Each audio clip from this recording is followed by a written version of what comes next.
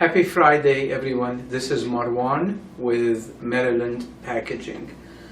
I wanted to share with you a few comments today about a video that was posted on LinkedIn last week about a social audit that we had a gap in.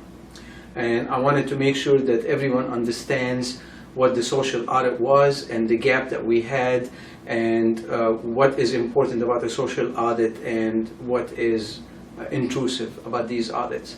So we had 33,000 views, and predominantly the majority were in support of my decision that I was not going to cure the gap.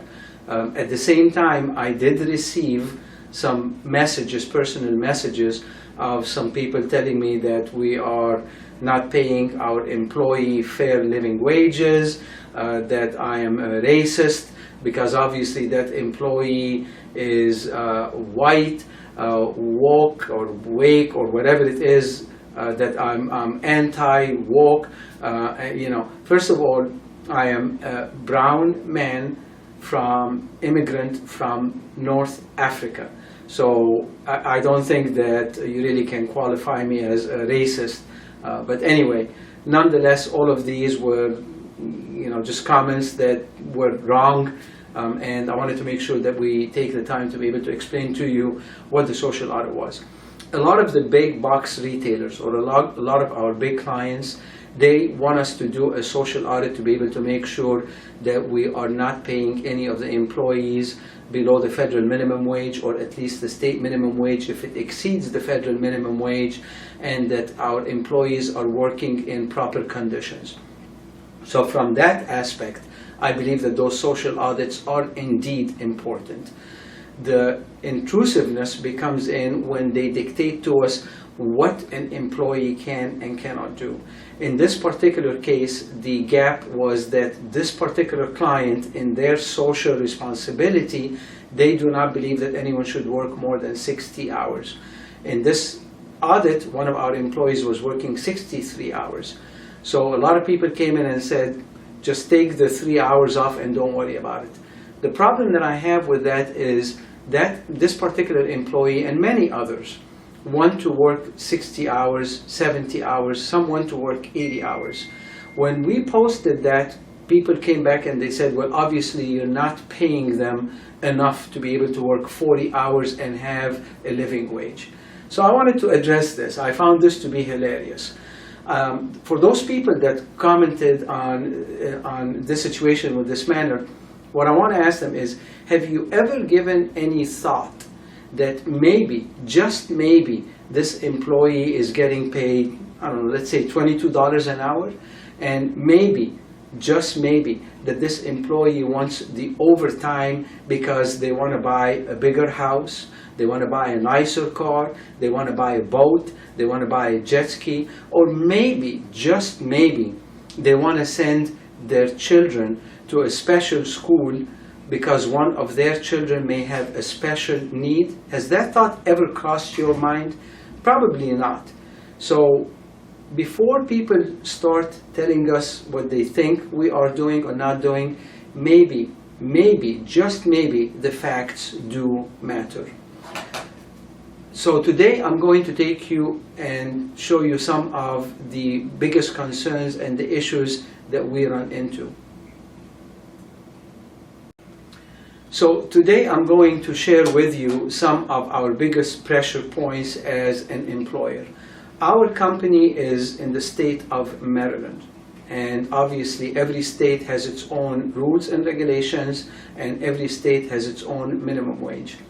The biggest problem that we are finding today is being able to get labor. It is almost impossible to be able to get people to come to work, and I'm going to tell you and share with you why.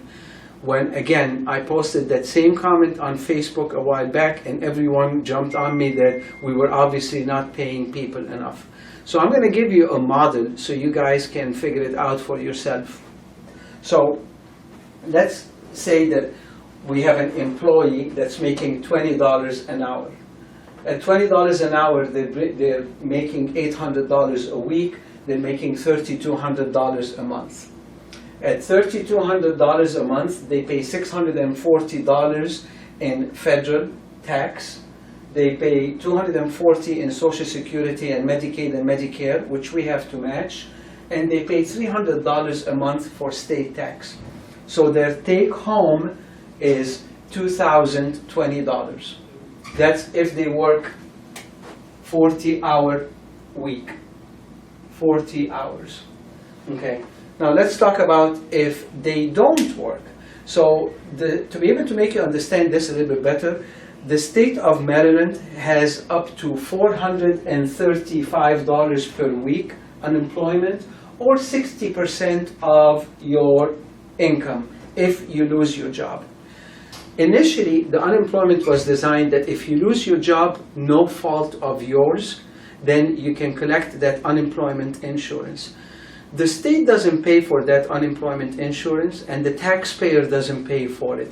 We, the employers, have to buy an insurance policy called unemployment insurance and pool our money with other employers into this policy, and that's where the state takes the money to be able to pay people that are unemployed. The federal government just instated a new rule and regulation and law to be able to pay people $300 a week for federal unemployment if they don't have a job. The key to it is this was designed for people that needed help that could not get a job.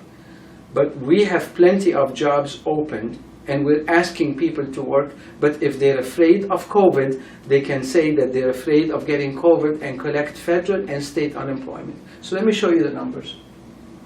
So they're getting $300 per week from the federal government for federal unemployment.